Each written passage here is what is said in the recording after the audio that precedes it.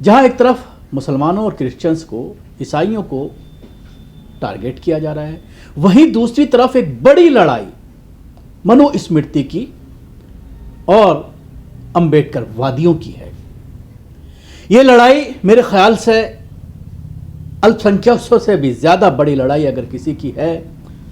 तो वो मनुस्मृति यानी अपर कास्ट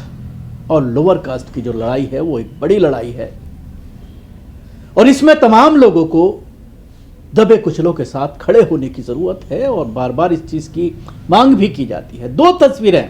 मैं आपको दिखाना चाहूंगा, टीवी स्क्रीन पर आप देख रहे हैं। इन दो तस्वीरों में आप देख सकते हैं कि एक तरफ मनुस्मृति को आग लगाई जा रही है, जिसके बाद हिंदूवादी संगठनों से ताल्लुक रखने वाले, आरएसएस से ताल्लुक रखने वाले, उनके सीने पर सांप लौट रहा होगा। और दूसरी तस्वीर आप देख सकते हैं कि बाबा साहब भीमराव अंबेडकर के पुतले को जलाने की नाकाम कोशिश की गई। अंबेडकरवादी पहुंच गए तुरंत और उस वकील को जो अक्सर बाबा साहब भीमराव अंबेडकर के खिलाफ आपत्तिजनक बातें करता है, उसको घटना स्थल पर जाकर ही, जहां पर उसने ये ऐलान किया था कि वहां जाकर के वो डॉक्टर भीमराव अंबेडकर का पुतला जलाएगा, उसको पकड़ा, पुलिस भी मौजूद थी और उसके बाद उसको थाने लेकर चली गई और मालूम ये चला है कि उसकी जबरदस्त पिटाई की गई है।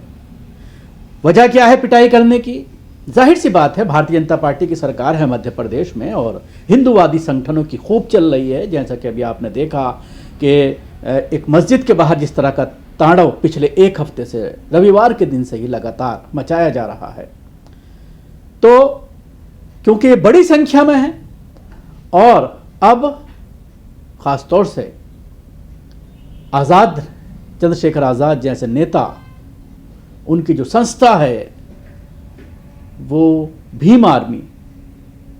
उसके जो सदस्य हैं वो सड़कों पर बिना डरे,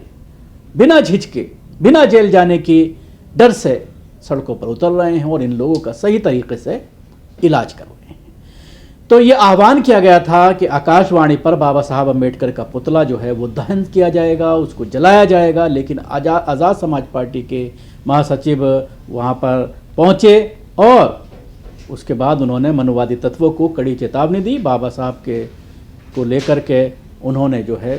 चेतावनी न दी बल्कि उसको रोका भी और अनिल मिश्रा जो बाबा साहब अम्बेडकर का पुतला फूंकना चाहता था, आकाशवाणी चौराहे पर वो पहुंचा था, वहां पर मध्य प्रदेश पुलिस ने और आज़ाद समाज पार्टी के जो लोग थे उन्होंने मिलकर के उसको रोका और जो है उसको फिर थाने लेकर के गई और इस तरह की बातें सोशल मीडिया पर डाली जा रही हैं कि उसकी ज़बरदस्त थाने में जो है वो पिटाई की गई है और वो पुतला छोड़ करके भी भागा था और उसके जो गुर्गे थे वो भी गिरफ्तार हुए हैं। तो आप देख सकते हैं, जो पहली मैंने आपको तस्वीर दिखाई थी कि किस तरह से स्टेज पर मनुस्मृति को जलाया गया। मनुस्मृति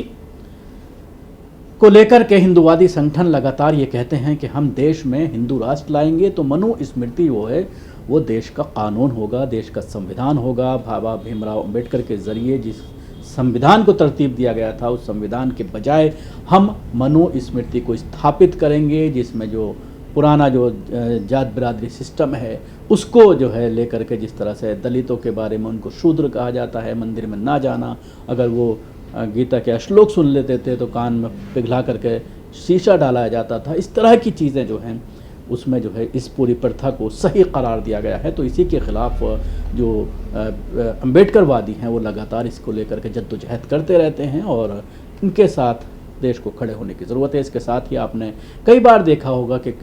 अल्पसंख्यकों के साथ भी भीम आर्मी के लोग जो है वो नज़र आते हैं, आज़ाद समाज पार्टी के लोग नज़र आते हैं। ऐसा ही एक मामला भी चर्च को लेकर जिस तरह से हमले हो रहे थे तो आशंका के बाद भीम आर्मी के लोग जो है वो खड़े हो गए चर्च के बाहर और ईसाइयों की जो है वो सुरक्षा करते हुए नज़र आए। देखिए वीडियो।